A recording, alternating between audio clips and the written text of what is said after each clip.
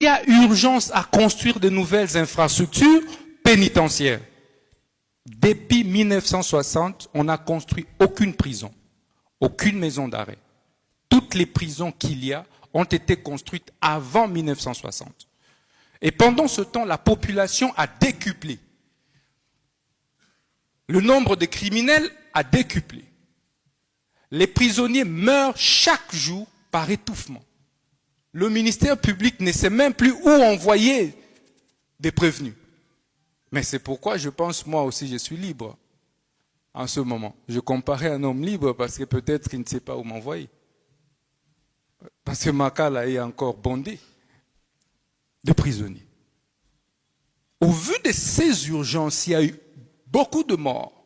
Le 1er septembre 2024. Le Conseil de ministres, la haute hiérarchie va instruire. Et après des séances de travail avec le ministère public, à travers une commission qui était mise en place, qu'il y a nécessité de procéder à la construction des nouvelles prisons et des maisons d'arrêt.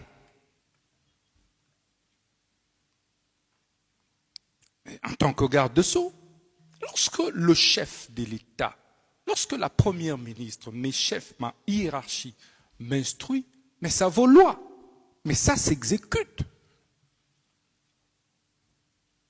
Je veux retourner dans mon bureau. Et c'est là qu'on présente la situation des 8 millions. Mais dans le compte du ministère, il y a 8 millions auxquels on n'a pas touché. Je préfère, plutôt que de dilapider ces 8 millions,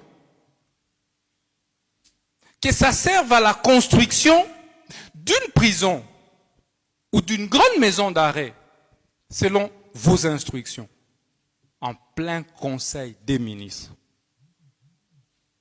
Il sera décidé, parce que moi je proposais d'ériger une grande maison d'arrêt ici à Kinshasa, avec ce 8 millions au départ, pour régler d'abord rapidement cette question des surpopulations carcérales de Makala. C'est au Conseil qu'on dira non, puisque ce 8 millions viennent des activités illicites de l'armée rwandaise dans la partie Est, autant mieux construire ça à Kisangani. Voilà l'origine du projet.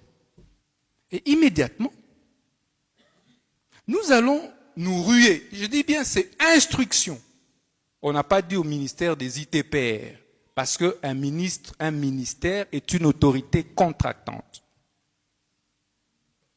Je voudrais vraiment rappeler ça, aussi bien pour les marchés des travaux, des fournitures que des services.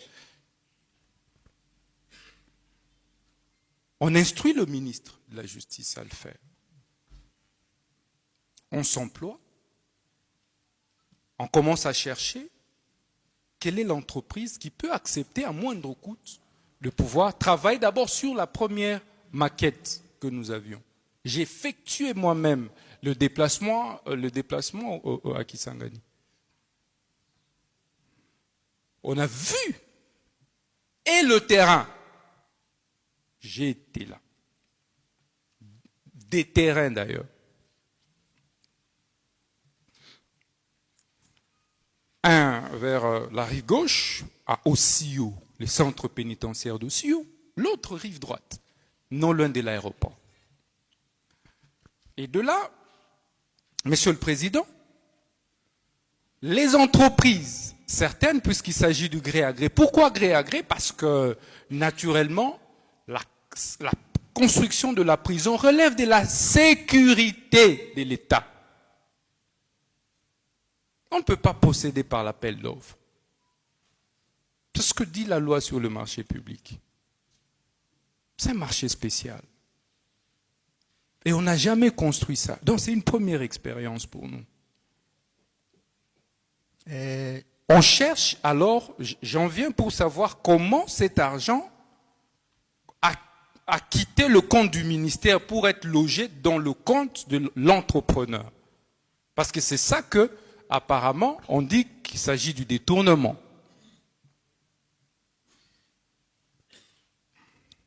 Monsieur le Président,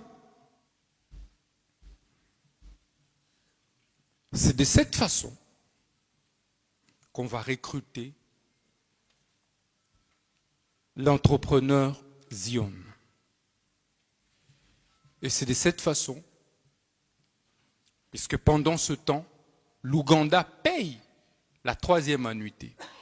La première, la 2e annuité, je n'étais pas ministre. Donc c'est la 3e annuité qui me trouve ministre. Et on paye